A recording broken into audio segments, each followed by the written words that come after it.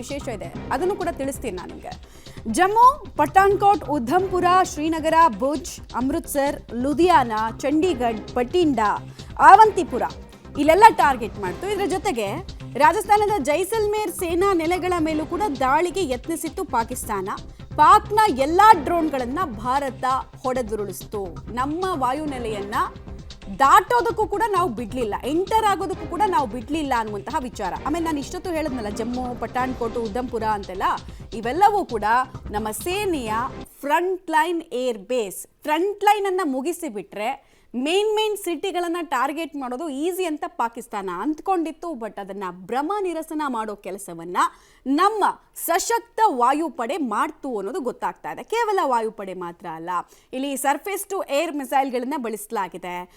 ಭೂಮಿಯಲ್ಲೇ ನಿಂತ್ಕೊಂಡು, ನಮ್ಮ ಭಾಗದಲ್ಲೇ ನಿಂತ್ಕೊಂಡು ಅದು ಯಾವುದು ಏನೋ ಕ್ಷಿಪಣಿಗಳನ್ನು ಯೂಸ್ ಮಾಡ್ತಾ ಇದ್ದಾರೆ, ಡ್ರೋನ್ಗಳನ್ನು ಯೂಸ್ ಮಾಡ್ತಾ ಇದ್ದಾರೆ ಅಂತ ಕರಾರುವಕ್ಕಾಗಿ ಪ್ರಿಸೈಸ್ ಆಗಿ ಟಾರ್ಗೆಟ್ ಮಾಡಿ ನಾಶ ಮಾಡೋ ಕೆಲಸ ಆಗಿದೆ. ನಿಮಗೆ ಈ ಭಾಗದಲ್ಲಿ ಕೆಲ ಕಡೆಗಳಲ್ಲಿ ಅದರ ಡೆಬ್ರೀಸ್ ಅಂದ್ರೆ ಅವಶೇಷಗಳು ಬಿದ್ದಿರೋದು ಕೂಡ ನಮ್ಮ ಕರಾರುವಕ್ ಅಟ್ಯಾಕ್ ಹೆಂಗಾಗಿತ್ತು ಅನ್ನೋದಕ್ಕೆ ಉದಾಹರಣೆ. ಹಾಗಾದ್ರೆ ಏನೇನು ವಿಚಾರ ಸ್ಪೆಷಾಲಿಟಿ ಅಂತಕ್ಕಂಥದ್ದನ್ನು ನೋಡ್ತಾ ಹೋಗ್ಬೋಣ. ಭಾರತದ ವಿರುದ್ಧ ಈಗಾಗಲೇ ಹೇಳಿದ್ದೀವಿ, ಪಾಕ್ ಬರೋಬ್ಬರಿ 600 ಡ್ರೋನ್ಗಳನ್ನು ಬಳಸಿತ್ತು ನಮ್ಮ ವಿರುದ್ಧ ಅಂತಕ್ಕಂಥದ್ದು. ಅದರ ಅವಶೇಷಗಳನ್ನ ನೋಡಿದಾಗ ಅದರಲ್ಲೆಲ್ಲ ಬಹುತೇಕ ಟರ್ಕಿ ನಿರ್ಮಿತ ಅಂತಕ್ಕಂಥದ್ದು ಕೂಡ ಗೊತ್ತಾಗಿದೆ. ಈ ಟರ್ಕಿ ನಿರ್ಮಿತ ಡ್ರೋನ್ಗಳಿಂದ ದಾಳಿ ಮಾಡಿತ್ತು ಪಾಕಿಸ್ತಾನ. ಯಾಕೆಂದರೆ ಅವ್ರ ಹತ್ರ ಅವ್ರು ತಯಾರಿ ಮಾಡ್ಕೊಂಡಿರ್ತಕ್ಕಂಥದ್ದು ಏನು ಇಲ್ವಲ್ಲ, ಅವ್ರಿವ್ರ ಹತ್ರ ಭಿಕ್ಷೆ ಬೇಡ್ತಾನೆ ಅವ್ರು ಯುದ್ಧವನ್ನು ಮಾಡೋದು. ಲೇನಿಂದ ಸರ್ಕ್ರೀಕ್ವರೆಗೆ 36 ಸ್ಥಳಗಳಲ್ಲಿ ನುಗ್ಗೋದಕ್ಕೆ ಅವರು ಪ್ರಯತ್ನ ಪಟ್ಟರು. ನಾನು ಅದನ್ನೇ ಹೇಳ್ತಾ ಇದ್ವಿ ಅವಾಗ, ನಮ್ಮ ವಾಯುನೆಲೆಗೆ ಅವರ ಡ್ರೋನ್ಗಳಾಗಲಿ ಕ್ಷಿಪಣಿಗಳಾಗಿ ಪ್ರವೇಶ ಮಾಡೋದಕ್ಕೆ ಬಿಟ್ಟಿಲ್ಲ. ನಾವು ಅವರ ವಾಯುನೆಲೆಯಲ್ಲೇ ಹೊಡೆದಿದ್ವಿ ಇಲ್ಲಿ ಕೂತ್ಕೊಂಡು. ಆಮೇಲೆ ಆ ಡೆಬ್ರೀಸ್ಗಳೆಲ್ಲ ಅವರ ಪ್ರದೇಶದಲ್ಲೇ ಹೆಚ್ಚು ಬಿದ್ದಿರ್ತಕ್ಕಂಥದ್ದು. ಅದನ್ನು ಹೊತ್ಕೊಂಡೋಗಿ ಗುಜರಿಗಾಗಕ್ಕೆ ಜನ ನಾ ಮುಂದು ತಾ ಮುಂದು ಅಂತ ನುಗ್ಗುತ್ತಾ ಇದ್ದಿದ್ದನ್ನು ಕೂಡ ನಾವು ನೋಡಿದ್ದೀವಿ. 1000 ಗನ್ ಸಿಸ್ಟಮ್, 750 ಕ್ಷಿಪಣಿಗಳನ್ನು ಬಳಸಿ ಅವೆಲ್ಲವನ್ನು ಕೂಡ ನಾವು ನಾಶ ಮಾಡಿದ್ದೀವಿ. ಆಮೇಲೆ ನಮಗೂ ತುಂಬ ಲಾಸ್ ಆಗಿದೆ ಆರ್ಥಿಕವಾಗಿ. 750 ಕ್ಷಿಪಣಿಗಳು ಅಂತಂದರೆ ಒಂದೊಂದು ಕ್ಷಿಪಣಿಯ ಬೆಲೆ ಏನು ಅಂತ ತಿಳ್ಕೊಂಡ್ರೆ ಆಗ ಕೆಲವರೆಲ್ಲ ಯೋಚನೆ ಮಾಡಬೇಕಾಗುತ್ತೆ, ಯುದ್ಧ ಬೇಕಾ ಬೇಡವಾ ಅಂತ. ಆಮೇಲೆ S-400 ಸುದರ್ಶನ ಚಕ್ರ, A4 ಆ್ಯಂಟಿ ಡ್ರೋನ್ ಬಳಕೆ ಮಾಡಿದ್ದೀವಿ. ಎಲ್ಲ ಪ್ಲೇಸ್ಗಳನ್ನ ಹೇಳಿದ್ವಲ್ಲ, ಜಮ್ಮು, ಪಠಾನ್ಕೋಟ್, ಉಧಂಪುರ್, ಶ್ರೀನಗರ್, ಭುಜ್, ಅಮೃತ್ಸರ್, ಲುಧಿಯಾನಾ, ಚಂಡೀಗಢ, ಬಟಿಂಡಾ, ಅವಂತಿಪೋರ್. ಆಮೇಲೆ ಅವ್ರು ಇನ್ನೂ ಒಂದು ಸುಳ್ಳು ಹೇಳಿದ್ರು, ಇದರಲ್ಲಿ ಒಂದಷ್ಟು ವಾಯುನೆಲೆಗಳನ್ನು ಆಲ್ರೆಡಿ ನಾವು ಧ್ವಂಸ ಮಾಡಿಬಿಟ್ಟಿದ್ದೀವಿ ಅಂತ ಸುಳ್ಳು ಹೇಳ್ಕೊಂಡಿದ್ರು. ಅದಕ್ಕೆ ನಿನ್ನೆ ರಾಜನಾಥ್ ಸಿಂಗ್ ಅವರು ಭುಜ್ ಏರ್ಬೇಸ್ಗೆ ಹೋಗಿದ್ದು, ಏನೂ ಆಗಿಲ್ಲ ನೋಡಿ ಅಂತ. ಆದಂಪುರಕ್ಕೆ ಹೋಗಿದ್ರು ಪ್ರಧಾನಿ ಮೋದಿ ಅವರು, ಏನೂ ಆಗಿಲ್ಲ ಅಂತ. ಶ್ರೀನಗರಕ್ಕೆ ರಾಜನಾಥ್ ಸಿಂಗ್ ಹೋಗಿದ್ರು, ಅಲ್ಲಿನ ಏರ್ಬೇಸ್ಗೆ, ಏನೂ ಆಗಿಲ್ಲ ಅಂತ. ಸೊ ಪಾಕ್ನ ಎಲ್ಲ ಡ್ರೋನ್ಗಳನ್ನ ಹೊಡೆದುರುಳಿಸಿದ್ದು ಎಲ್ಲ ಗೊತ್ತಿರತಕ್ಕಂಥ ವಿಚಾರಣೆ ಇವೆಲ್ಲವೂ ಕೂಡ. ಅವರು ಟಾರ್ಗೆಟನ್ನು ರೀಚ್ ಆಗೋದಕ್ಕೆ ಬಿಡಲೇ ಇಲ್ಲ ನಾವು. ಆಮೇಲೆ ಈ ಭಾಗಗಳನ್ನು ಯಾಕೆ ಟಾರ್ಗೆಟ್ ಮಾಡಿದ್ರಂದ್ರೆ, ಈ ಜೈಸಲ್ಮೇರ್ ಇರ್ಬೋದು, ಅವಂತಿಪುರ ಇರ್ಬೋದು, 1971ನಲ್ಲಿ ಫಸ್ಟ್ ಇಲ್ಲೇ ಬಾಂಬ್ ಹಾಕಿದ್ದು. ಇಲ್ಲಿ ಬಾಂಬ್ ಹಾಕಿದ್ಮೇಲೆ ನಾವು ಅಂದರೆ ಇಂದಿರಾ ಗಾಂಧಿಯವರು ಹೇಳಿದ್ರು ರೇಡಿಯೋನಲ್ಲಿ, ನಾವು ಯುದ್ಧವನ್ನು ಘೋಷಣೆ ಮಾಡ್ತಾ ಇದ್ದೀವಿ, ಯುದ್ಧ ನಡೆಸ್ತೀವಿ ಅಂತ ಹೇಳಿದ್ರು. ಈ ಬಗ್ಗೆ ಮತ್ತಷ್ಟು ಮಾಹಿತಿ ನನ್ನ ಕೊಲೀಗ್ ಶಬೀರ್ ಅವರಿಂದ ಪಡ್ಕೊಂಬೋಣ. ಶಬೀರ್, ಈಗ ಆಪರೇಷನ್ ಸಿಂಧೂರ ಸಕ್ಸಸ್ನ ಬಳಿಕ ಆ ಸಕ್ಸಸ್ಗೆ ಕಾರಣೀಭೂತವಾದ ಶಸ್ತ್ರಾಸ್ತ್ರಗಳು ನಮ್ಮಲ್ಲಿರ್ತಕ್ಕಂಥದ್ದು ಏನೇನು ಅಂತಕ್ಕಂಥದ್ದು ಒಂದೊಂದೇ ಮಾಹಿತಿ ಬರ್ತಾ ಇದೆ.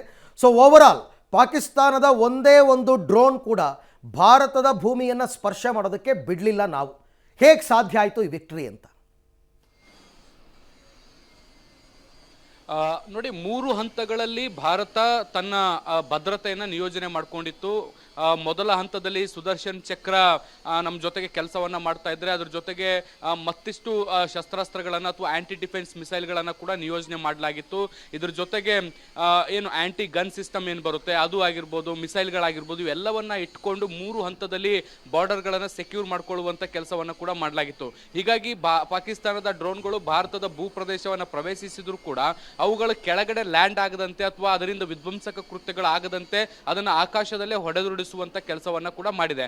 ನೋಡಿ, ಪಾಕಿಸ್ತಾನ ಟರ್ಕಿ ನಿರ್ಮಿತ 600ಕ್ಕೂ ಹೆಚ್ಚು ಡ್ರೋನ್ಗಳನ್ನು ಭಾರತದ ಮೇಲೆ ಹಾರಿ ಬಿಡುವಂತ ಕೆಲಸವನ್ನ ಮಾಡಿತ್ತು. ಸುಮಾರು 36 ಪ್ರದೇಶಗಳನ್ನು ಟಾರ್ಗೆಟ್ ಮಾಡಿತ್ತು.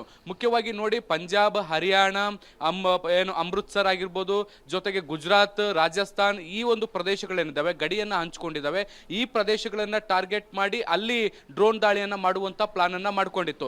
ಇಲ್ಲಿರುವಂತಹ ಸೇನಾ ನೆಲೆಗಳನ್ನ ಧ್ವಂಸ ಮಾಡಿದ್ರೆ, ಈ ಸೇನಾ ನೆಲೆಗಳು ಧ್ವಂಸ ಆದ್ರೆ ಮುಂದೆ ನಾವು ಒಳಗಡೆ ಈಸಿಯಾಗಿ ಎಂಟ್ರಿ ಆಗ್ಬೋದು, ಬೇರೆ ಬೇರೆ ಪ್ರಮುಖ ನಗರಗಳನ್ನು ಪ್ರವೇಶ ಮಾಡಬಹುದು ಅನ್ನುವಂಥದ್ದು ಪಾಕಿಸ್ತಾನದ ಲೆಕ್ಕಾಚಾರ ಆಗಿತ್ತು. ಸೊ ಈ ಲೆಕ್ಕಾಚಾರವನ್ನು ಇಟ್ಕೊಂಡು ಏನು ಪಾಕಿಸ್ತಾನ ದಾಳಿಯನ್ನ ಮಾಡಿತ್ತು ಅದನ್ನ ಅಲ್ಲಲ್ಲೇ ಫೇಲ್ ಮಾಡುವಂತ ಕೆಲಸವನ್ನ ಭಾರತ ಮಾಡಿದೆ. ಮುಖ್ಯವಾಗಿ ಸುದರ್ಶನ್ ಚಕ್ರ ಏನಿದೆ ಅದನ್ನ ಬಳಸ್ಕೊಂಡು ಬಹುತೇಕ ಏನು ಡ್ರೋನ್ಗಳನ್ನು ನಾಶ ಮಾಡುವಂತ ಕೆಲಸವನ್ನ ಮಾಡಿದ್ರೆ, ಟ್ರೌಸನ್ ಗನ್ ಸಿಸ್ಟಮ್ ಅಂತ ಒಂದು ಆಯುಧ ಇರುವಂತದ್ದು, ಅದನ್ನ ಇಟ್ಕೊಂಡು ಮತ್ತಷ್ಟು ಡ್ರೋನ್ಗಳನ್ನ ಹೊಡೆದುರುಳಿಸುವಂತ ಕೆಲಸವನ್ನ ಮಾಡಲಾಗಿರುವಂತದ್ದು. ಇದ್ರ ಜೊತೆಗೆ 750ಕ್ಕೂ ಮಿಸೈಲ್ಗಳನ್ನು ಕೂಡ ಬಳಕೆ ಮಾಡುವ ಮೂಲಕ ಪಾಕಿಸ್ತಾನದ ಎಲ್ಲಾ ಡ್ರೋನ್ಗಳನ್ನು ಕೂಡ ನಾಶ ಮಾಡಿ ಭಾರತದ ನೆಲದಲ್ಲಿ ಒಂದು ಯಶಸ್ವಿಯಾಗಿ ಬೀಳದಂತೆ ನೋಡಿಕೊಳ್ಳುವಂತ ಕೆಲಸವನ್ನ ಮಾಡಲಾಗಿತ್ತು. ಈ ಮೂಲಕ ಭಾರತದ ಶಕ್ತಿ ಏನು ಮತ್ತೆ ಭಾರತದಲ್ಲಿ ನಿರ್ಮಿತ ಆಗಿರುವಂತಹ ಅಸ್ತ್ರಗಳ ಪವರ್ ಏನು ಅನ್ನುವಂಥದ್ದನ್ನ ಇಡೀ ಜಗತ್ತಿಗೆ ತೋರುವಂತ ಕೆಲಸವನ್ನ ಒಂದು ಕಡೆ ಮಾಡಿದ್ರೆ, ಮತ್ತೊಂದು ಕಡೆ ಯಾವುದೇ ಹಾನಿಯಾಗದಂತೆ ತನ್ನ ಗಡಿಗಳನ್ನ ಭಾರತ ಕಾಪಾಡಿಕೊಳ್ಳುವಂತ ಕೆಲಸವನ್ನ ಕೂಡ ಯಶಸ್ವಿಯಾಗಿ ಮಾಡಿದೆ.